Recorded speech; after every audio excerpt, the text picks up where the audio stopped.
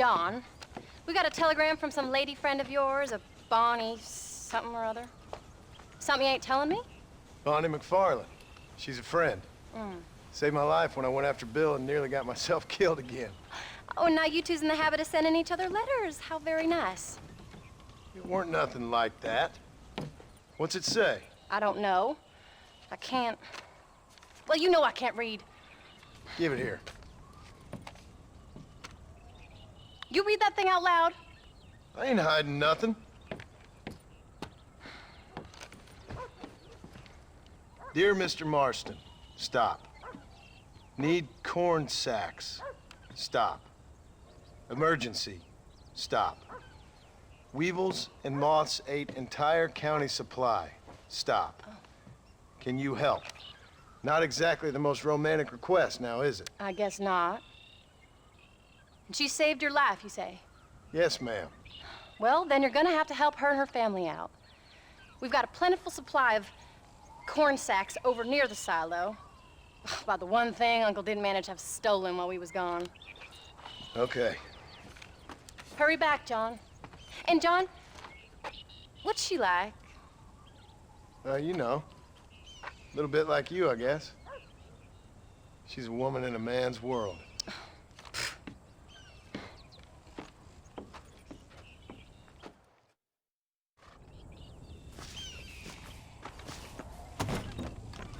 John, wait! Maybe I should meet this McFarland woman. What are you waiting for? We better hurry.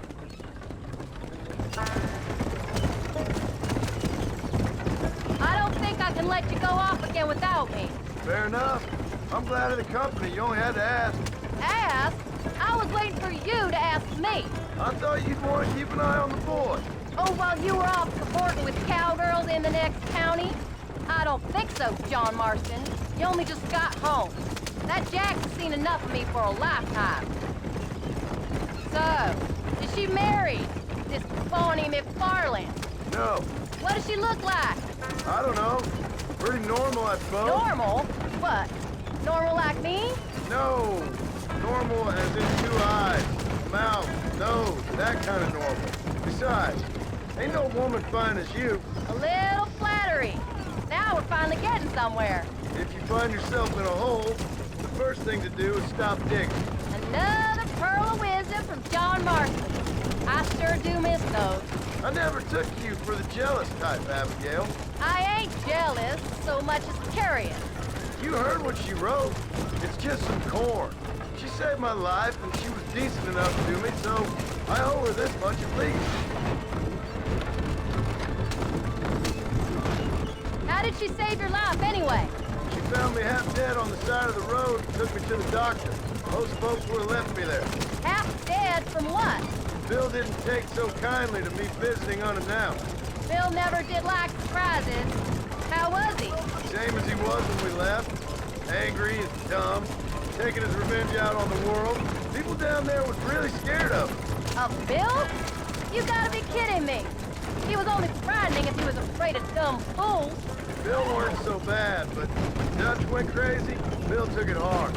For a while, we all thought we'd found something right. A better way to live, but it was just a lie. Oh, you saw it before they did. Maybe. But they was still kind of a family. A family that left you for dead. You knew the truth, John, and they hated you for it. Where did they take you? Who? Those government bastards. Where did they hold you and Jack? I ain't sure. They kept their eyes covered there and back. Can't have been too far from here, though. They treat you right? It ain't the first time I've had a gun to my head, John. You're forgetting your marriage proposal. Very funny. No, they learned pretty quick what would happen if they laid a finger on me. Son of bitches. It wasn't them or being there. I didn't care about that. I've been in far worse situations. It was the waiting. I didn't know if you was coming back. Of course I was coming back. You were only supposed to be gone for a couple of days.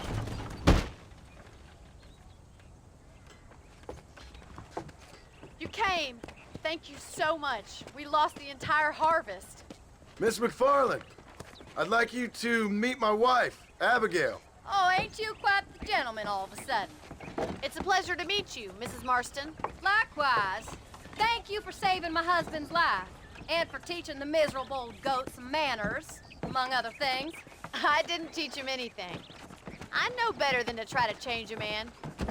You should meet my father. Oh, people can change, Miss McFarland.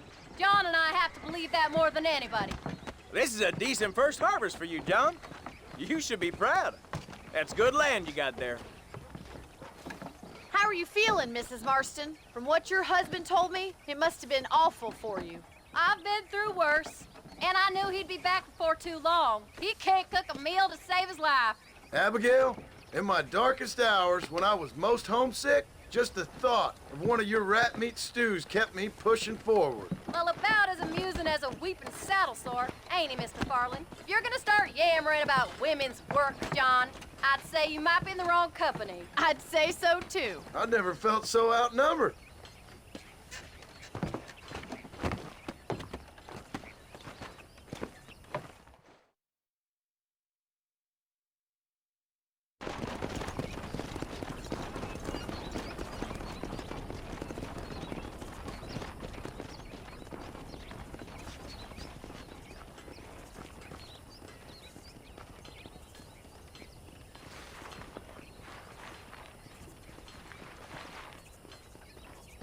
Ma'am?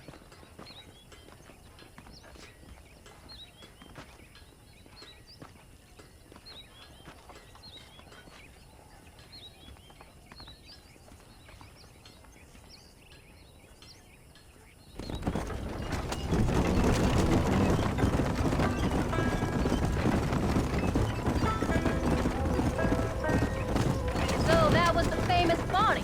That was her, all right. She's pretty. She's normal, like I said. Well, you always wanted to be a rancher. I'd have thought she'd be just your thing.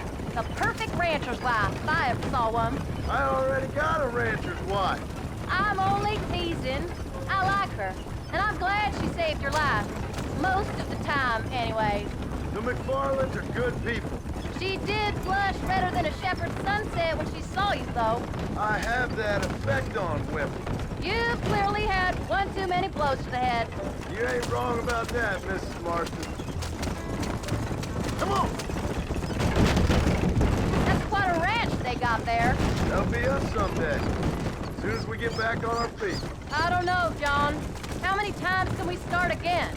An outlaw and a working girl. We ain't exactly farmers. We are now. Forget that life. It's over. Do you really believe that? We have to.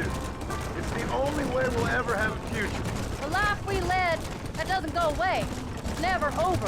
You think those government men are just gonna leave us alone now? The old gang's dead. I did what they asked. And that's it? A life tried, forgiven? We're back together, ain't we? Until they decide you owe them something else. Sometimes I think I was the stupid one for believing I could get out. Maybe Dutch, Bill, and Javier were just being honest with themselves. You ain't perfect, John, and I sure ain't. But you're better than they are, than they were. I think we should keep going, John. Maybe we can't change, but we gotta try, for Jack's sake. Even if we have to start again 100 times. It's better than going back to what we were. How's Jack doing? Angry, upset. He's been through a lot. I hope he's gonna be all right. It's gonna take time. For a while, his world was safe, normal even. Then it got turned upside down again.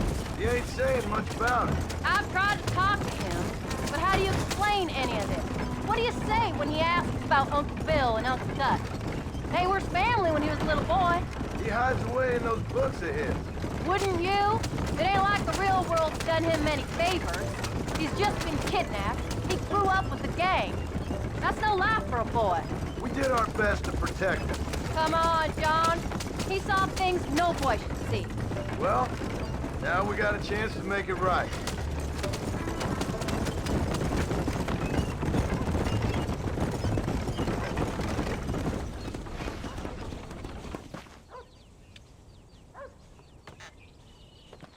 We did good today, John. I guess I better go fix us something to eat.